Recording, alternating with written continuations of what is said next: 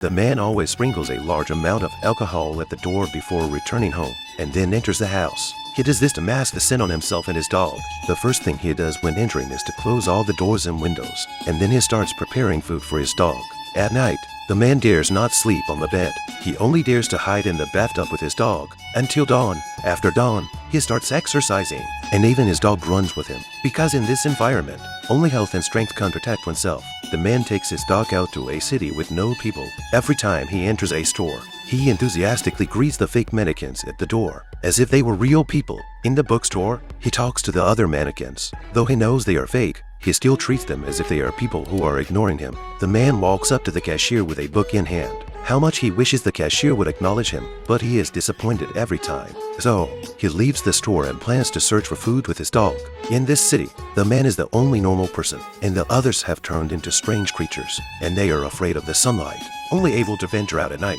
This time, the man is lucky and finds a can of dog food. Every noon, he continues to broadcast, hoping that any normal person can hear his message. For 3 years, he has not encountered any other person. Jack enjoys playing golf on the tailwind of the plane. This is his most relaxing moment. Don't worry about the danger. Now the dog seems to have something happening, and quickly ran after it. Jack, worried about the dog's safety, followed it. Soon, the dog ran into a dark place, where danger was lurking. For the sake of his only companion, Jack followed without hesitation. He found the dog and quickly took it out of that room. Since then, Jack never let the dog run around carelessly again. However, in the end, Jack lost his only companion. At this point, he was left with only himself. He drove to the bookstore, standing next to the mannequin at light.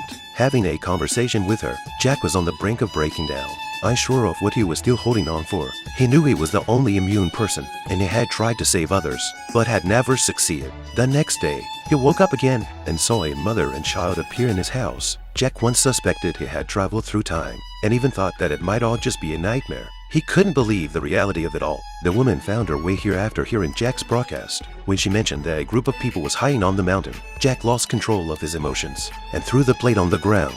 He had always believed that everyone else had already died, and he felt guilty, but the appearance of this woman and child completely shattered that belief. When he realized this, he could only choose to calm down